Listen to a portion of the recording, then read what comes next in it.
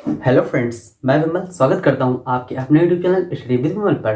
दोस्तों, I hope आप सभी लोग अच्छे होंगे और अपने अपने घरों में सेफ होंगे, क्योंकि इस समय कोविड का जो केसेस बहुत ज़्यादा तेज़ी से बढ़ रहा है। इस वजह से आप लोग घर से ही स्टडी कर रहे होंगे, तो आई होप आप सभी लोग अच्छे होंगे। ठीक है दोस्तों, आज हम बात करने वाले हैं यहाँ पे बहुत ही इंपॉर्टेंट चैप्टर है। ठीक है, नंबर सिस्टम जो प्रत्येक कॉम्पिटेटिव एग्जाम के लिए इंपॉर्टेंट रहता है। जैसे कि लेखपाल हो गया, आपका सुपर टेट एग्जाम हो गया। जिन भी स्टूडेंट्स ने यूपी टेट अभी क्रैक कर लिया होगा, उसमें 2017 का पूरा पेपर आ गया हुआ था, तो पूरे जाहिर सी बात है सभी स्टूडेंट ने उसे क्रैक कर लिया होगा। ठीक है, तो आज हम बात करने वाले हैं यहाँ पे यूपी टेट में भी वो टॉपिक आया हुआ था और सुपर टेट में भी अब आने वाला है, और बात करेंगे लेखपाल एग्जाम की तो उसमें भी आने वाला है। ठीक है, तो बहुत ही इंपॉर्टेंट टॉपिक है, तो बहुत ही अच्छे से आप लोग ध्यान दीजिएगा। आज हम कुछ बेसिक बातों के बारे में बात करेंगे।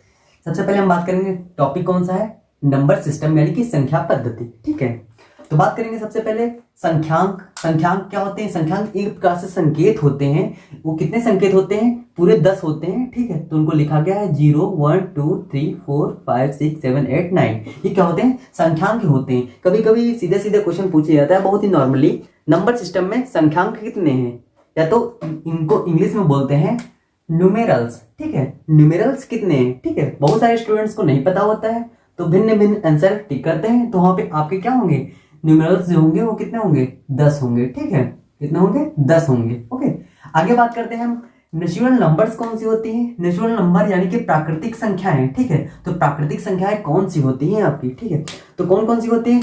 1 से स्टार्ट करते हैं, 1 2 3 4 5 6 डॉट डॉट डॉट इनफाइनाइट तक हम जा सकते हैं।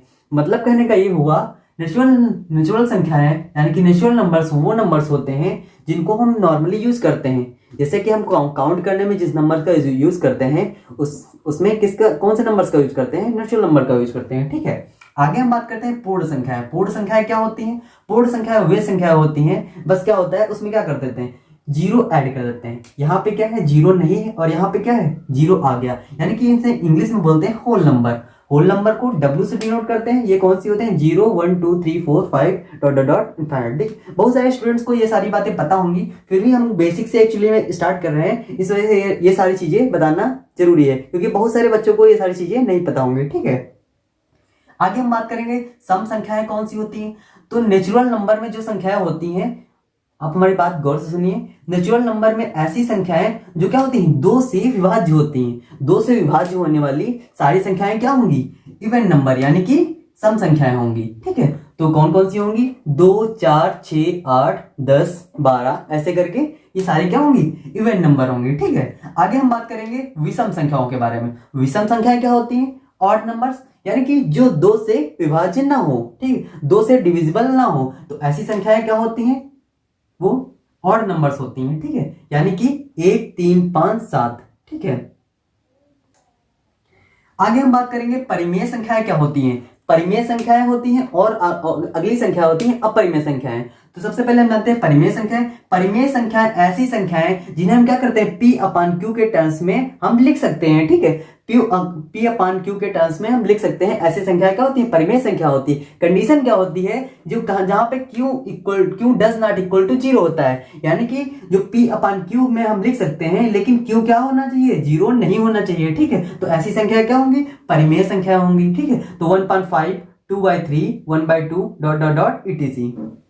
फ्रेंड्स, आगे हम जानते हैं कुछ और संख्याओं के बारे में। अपरिमेय संख्या ऐसी संख्याएं होती हैं, यानी कि इरेशनल नंबर्स ऐसी नंबर्स होती हैं जिन्हें हम क्या करते हैं, P अपान Q के टर्म्स में डिनोट नहीं करते हैं, लिख नहीं सकते हैं। ठीक है, तो ऐसी संख्याएं कौन सी होती हैं? जैसे √3 पाई √2। ये संख्याएं कौन सी हुई? अपरिमेय संख्या है, यानी कि इरेशनल नंबर हो गई। ठीक है दोस्तों, अभी जैसा कि यूपी टेट में क्वेश्चन आया हुआ था कि पाई कैसी संख्या है, ऑप्शन में था परिमेय संख्या, अपरिमेय संख्या, पूर्ण संख्या या फिर अभाज्य संख्या। ठीक है, तो वहां पे ऑप्शन में क्या लगाना था? अपरिमेय संख्या यानी कि इरेशनल नंबर। ठीक है, तो एक नंबर यहां से आपका एकदम पक्का हो जाता है। ठीक है, आगे हम बात करेंगे अभाज्य संख्याएं कौन सी होती हैं। तो अभाज्य संख्या ऐसी संख्याएं होती हैं एक से वह स्वयं के अतिरिक्त किसी अन्य संख्या से विभाज्य ना हो।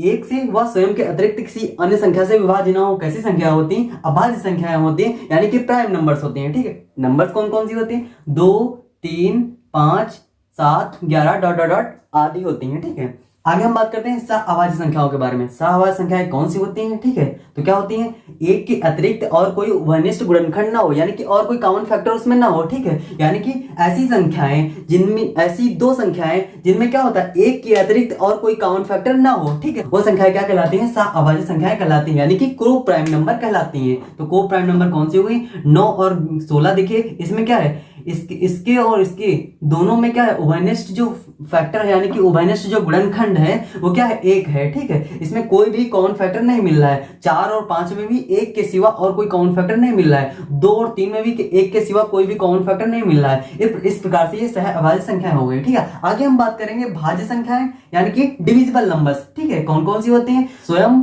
व एक के अतिरिक्त किसी एक और संख्या से विभाज्य हो, तो कौन सी संख्याएं होती हैं, भाज्य संख्याएं होती हैं। भाज्य संख्याएं होती कौन कौन सी हैं, एक तो हो गई आपकी 4, ठीक है, 6, 8, ठीक है, डॉट डॉट डॉट, ये क्या हो गई, भाज्य संख्याएं हो गई, ठीक है।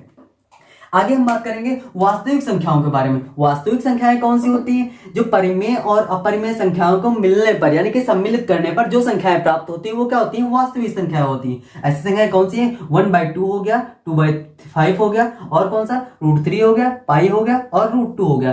दोस्तों यही क्वेश्चन अगर ऐसे करके आ जाता है यूपी टेट या फिर लेखपाल भर्ती परीक्षा में, कैसे भी करके पूछ लिया जाए आपसे, अगर पूछ ले पाई कैसी संख्या है, अगर उसमें ऑप्शन में वास्तविक संख्याएं भी दिया है तो उसमें भी आप टिक करेंगे, क्या टिक करेंगे, वास्तविक संख्याएं, ठीक है। बहुत लोग रट्टा मारते हैं, तो रट्टा मारने की जरूरत नहीं है, ठीक है, एकदम आसानी से समझना है यहाँ पे, ठीक है। आगे हम बात करेंगे काल्पनिक संख्याओं के बारे में। किसी ऋणात्मक संख्या का जो वर्गमूल होता है, किसी ऋणात्मक संख्या का वर्गमूल होता है वो क्या होता है, एक काल्पनिक संख्या प्राप्त होता है। जैसे कि यहाँ पे माइनस में √2 का जो वर्गमूल हम प्राप्त किए वो क्या होगा, काल्पनिक संख्या प्राप्त होगा। कैसे प्राप्त होगा, देखिए -√2 है, ठीक है, अगर यहाँ पे -1 की जगह पे i² रख देंगे, ठीक है, तो √2i हो जाएगा। ये क्या हो जाएगी, आपकी इमेजिनरी नंबर, यानी कि काल्पनिक संख्या हो जाएगी। बात करेंगे -3 की, ठीक है, -3 में क्या हो जाएगा, यहाँ पे 3 इंटू में क्या हुआ, i² √3i, ठीक है। इस प्रकार से यहाँ पे दो काल्पनिक संख्याएं आपकी प्राप्त हुई, एक तो √2i, एक √3i, ठीक है, दो काल्पनिक संख्याएं आपको प्राप्त हो गई। दोस्तों आज के लिए बस इतना ही। दोस्तों कैसा लगा मेरा आज का सेशन, कमेंट बॉक्स में कमेंट करिए, और आपको जिस भी टॉपिक के आपको वीडियो चाहिए तो आप कमेंट बॉक्स में कमेंट करें, और जिस भी टॉपिक के आपको वीडियोस पढ़ने हैं, ठीक है, तो आप डिस्क्रिप्शन बॉक्स में लिंक दिए हुए हैं, वहां से आप जीएस, हिंदी, इंग्लिश, मैथ्स या फिर आपको चाइल्ड डेवलपमेंट, किसी भी सब्जेक्ट का आपको वीडियो चाहिए तो आप डिस्क्रिप्शन बॉक्स में ओपन करें और वहां से आप पढ़ सकते हैं। आज के लिए बस नहीं, थैंक यू दोस्तों।